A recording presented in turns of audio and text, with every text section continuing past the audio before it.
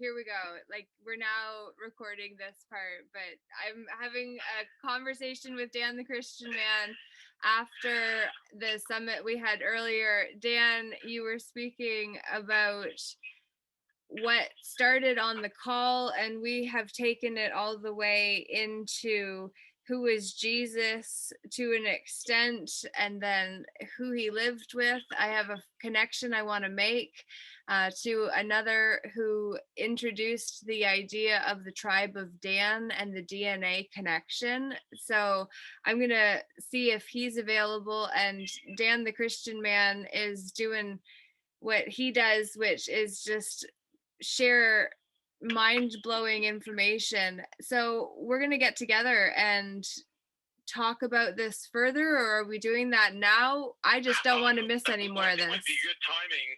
If we can get because I know that there's going to be a lot of controversy in what we're talking about, because people's foundation of thought is the problem. And if they've got a very shaky foundation, in other words, if you have a solid belief and it's backed by truth, and you can see the connection that it's like it's not going to falter. It's always going to be there. It's solid.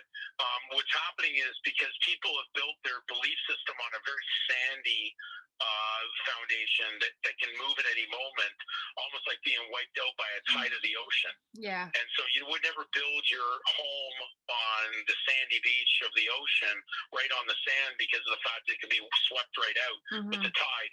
And this is really what's happening with people's beliefs. So we want to make sure that we've got accurate truth, and you can find that, but you're going to run into an abrupt mainstream institutionalized public education thought that comes from people because it offends them so badly when they hear something. It's shattering, and it's almost too terrible for them to take in the immediate. So immediately what they're going to do is they're going to attack on it. And there's nothing wrong with going over something and having difference. When I say differences of research until we get to the real proper conclusion, but what generally you'll find that people that go into a super really radical reaction, it's because they know something's wrong and they're just cannot admit it. And they don't want to admit into it that they may have to make a change. So change causes people to get very, very upset and uncomfortable. And nothing's going to change out there without you making the change. I mean, we can't just wait and think it's just going to fall out of the sky on us. It's there. It's there for everybody to knowledge is there for everybody. But the problem is the sources is the problem right now, and that's why it's very dangerous with what we call the World Wide Web. Because it's full of truth and error still in there, and to be able to decipher out of it what is right, what is wrong, is going to take a lot of deep soul searching. What am I really looking for? Am I looking for truth, or am I looking just to have my ears tickled? Well, and you actually were talking about the trolls that join your calls, my calls, other calls, just to distract and keep people off the truth and distracted, because distraction is literally being weaponized against those that are willing to get sidetracked. So what happened, like my experience on it is like at the beginning, okay, people that are marketers will go, Dan, open up your comment board on your YouTube channel. And I said, well, that's not the place to do it. The reason not to do that is because what will happen is you're letting someone enter your temple. And so when I'm talking on those videos, I'm just sharing the research I've done. And what happens is, if someone is there to be a troll of misinformation, what they're going to do is get into there and then start putting in seeds of things that would lay out that are unfounded, but they want to do that. So they manipulate, almost like lawyers do. They manipulate evidence in a courtroom to even convict someone who's not even guilty of anything. But they'll maneuver the evidence to make it look like there's a case to doubt something. Yeah. And So that's why they do that. So I'm just going, I take it off there so they don't have it. It really upsets them. So if they find that I'm on a live interview, that's where I've had some live interviews, and then some really angered, ready to jump on the air. People are laying in the background, Yeah, but their purpose is not there to resolve truth. Right. Just their energy alone tells you they're angry, and they're probably angry at themselves, and who knows what's possessing them to be like that. But I tend to think that if they're going down that direction, I'm never afraid of of having something, shall we say, researched, dissected, and taken apart to get to the bottom of it. Right. But I can tell when someone's going down a direction where it's just a reaction, and then they throw something on a board. And these people are, you can tell, they're on chat rooms and everywhere. And it seems like that's all they do is go in there to create disinformation. Well, wow. Honestly, in that moment, I just got a message from a friend about a bowel obstruction, which is just so symbolic. It's ridiculous. So I couldn't hold that one back. Pun intended. There you go. Wow. So, I mean, it's like so. There's so many things we talked about on the on the interview there today, right? On the Zoom, and we can, like I said, what's so great about that is with it's almost like the technology that's out there. Wow. It's there for a reason. One moment it looks like it's a great way to put out disinformation, but it's also the tool that puts out the good and the truthful wisdom. Yeah. And then people are able to get that, and what'll happen, it'll always cure the problem. Yeah. The only people who won't take it are people who refuse to listen at that point. And you can't make someone, that's consent, and people kind of consent someone to their own disaster. It happens with people in the holistic field. They know that someone's going to mainstream medical science to get things done.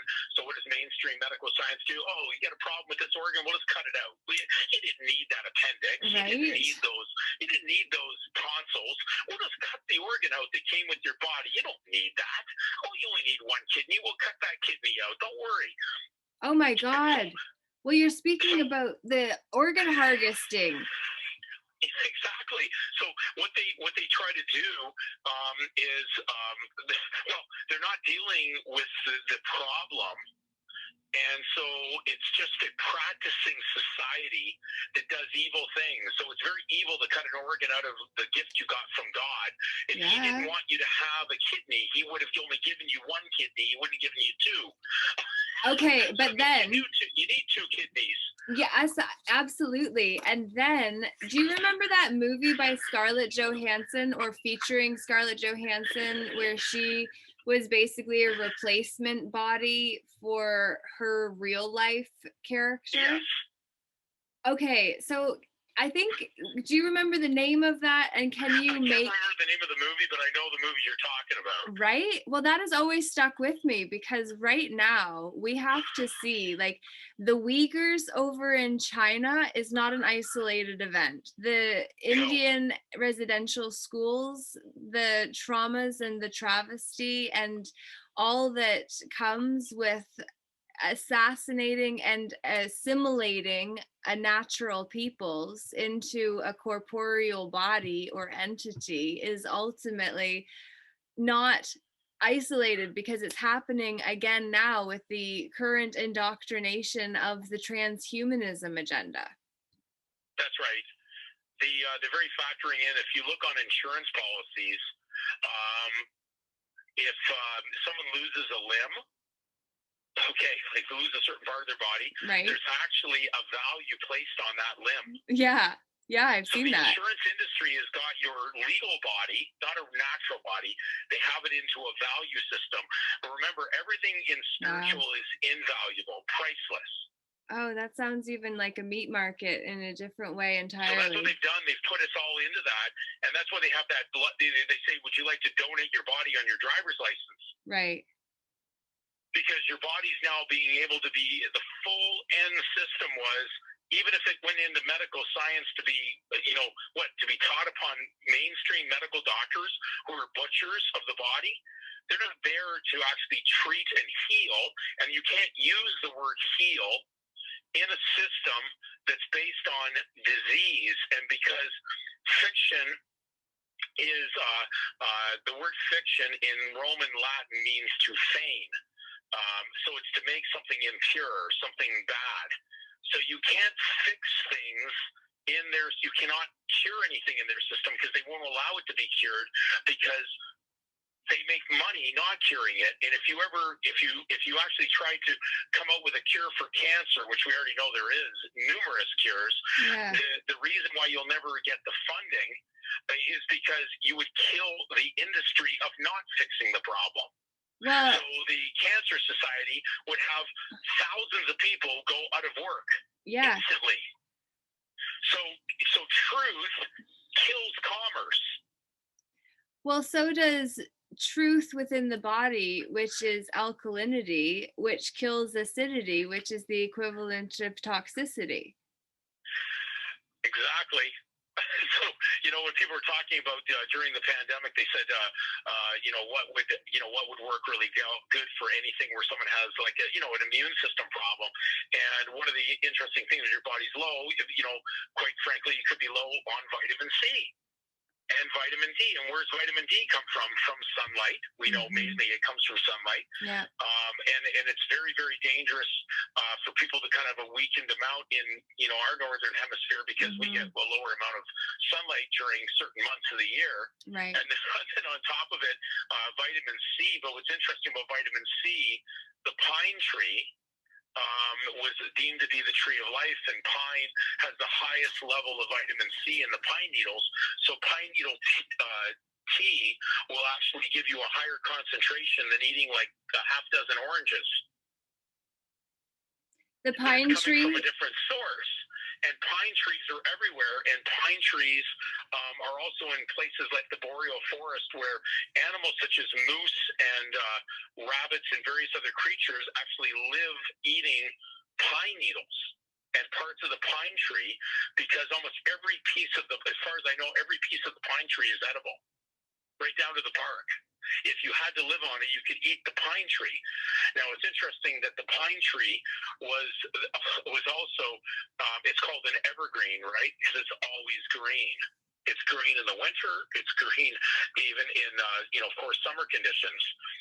So it's, but it also has an origin that the ark that was written in the Genesis account that Noah basically built a large structure with. He made it out of a tree called gopher wood out of the area he was, which would have been somewhere around I guess the Middle East somewhere.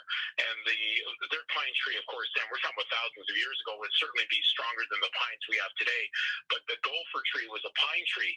So the tree that was used to build the ark was made out of pine, which is it was made from a tree of life, which has the ability to balance your body, because we know that even the early settlers came in, and one of the things that were lacking was vitamin C. So the natives gave the early settlers, they saw that they were dying from a lack of vitamin C, scurvy. They gave them pine needle tea, which cured it. And of course, the the lack of knowledge at the time, some of the religious practitioners at the time thought that was like black magic that they were giving them. So they actually burned some of these natives who gave them pine needle tea at the stake, because they thought that they had done some kind of magic spell on them with the pine tree. Well, it is magic to one who doesn't understand. Right, so they went into fear, but they certainly later they started to realize that it was lack of vitamin C when they were on these voyages. They hadn't packed enough vitamin C onto the ship. But I mean, you could have packed a lot of pine needles a lot easier than you would have packed lemons, right? Onto a ship, because they'll last longer. Because what's neat about pine, you can go and get it anytime you want. So you just go out as you need it. You don't need to store it. It's always there. Yeah. It's always there. So pine needle tea, great right there. Also, it's you can have it in the morning. So I know a lot of holistic practitioners say put a little bit of lemon in warm water in the morning, just to start off to balance and alkaline your system. But you can easily just do that with pine needle tea. I love that, Dan. Thank you. So somebody, because we're not in an environment here that has lemons. Like we don't really grow lemons in Canada. Well, I'm not saying you couldn't do it, and you could do it in a greenhouse arrangement. There are some people growing some really unique things, bananas and things in greenhouses, but there's a lot of work involved to offset against our environment. It'd be like an elephant living in our environment. We don't like it's not meant for our environment. right. So a lemon doesn't really work here, but pine is everywhere here. Yeah. And so we have that available. I'm certain to say it's not as maybe have the same taste level, but it's certainly, I'm looking more for what it medicinally is going to do for me more so than, how great it tastes. Yeah. Well, these are the things that we need to also be having conversations about, which is the natural detox and natural homeopathic remedies, and natural solutions, and natural solutions, which is the soul, you, and I don't know what shun is, but other than to turn away from that which doesn't serve us and then towards what will serve us better, which is community conversations like what we had today, and we enjoyed so much. We've continued on our own, and I just thought, oh my God, this needs to happen. Like, I don't want to. We're going to do that, so I'm definitely on for Tuesday. There's no problem on that. Woo! So, yes. And we'll keep these going. Awesome. And I think that's the key thing is because it's the right time. Yes. We don't want to. We're there. It's like you're never going to lose the ability to share knowledge. Knowledge is like love. Yeah. So it's always there. It's just a matter of whether or not we decide that we're going to tap into it. Yeah. And what's happened is people have turned off love and they've turned on the selfish part. Right. And so they're caught down a self-directed journey, and generally you'll see people that emulate that, and you're going to know they're just not there right now. They're not ready. Yeah. You hope that you'll reach them, but a lot of it is just basically as the scripture said, the people of God will only die or perish due to lack of knowledge. Yeah. So if you have lack of knowledge, whether it's in the woods and you don't know how to start a fire, you're going to not keep warm. Right. If you don't know how to harvest wild food that's in the forest, you're not going to eat if a food store is not available. Mm-hmm. These are just simple facts. Yeah. And so right now, the biggest problem worldwide is they're lacking spiritual knowledge and truth. They're too busy in fiction. Yeah. And it's just not gonna satisfy their soul, and their spiritual existence is going to perish because of not having that. Well, we're not going to allow that to happen, which is part of the reason that we're having these conversations, and we're going to continue having these gatherings. So that'll be next Tuesday at 9 p.m. And behind me, actually, over my shoulder, is a collection of books by Cianda Rohan called Right Use of Will series. And basically, I share these books because the man that has helped me really come to have an uncommon understanding of the law and how to live in the land of benefits compared to the land of liabilities as a woman in my private capacity, which I'm still learning. But that experience has taken me to a place I don't even know in my own thoughts, because it's about the fact that when we are in our heads, we are in a trap, and we need to drop ourselves into our hearts by actually getting comfortable with our emotions and understanding each of our emotions has a different outlook on life entirely, because their memories are different, their experiences are different.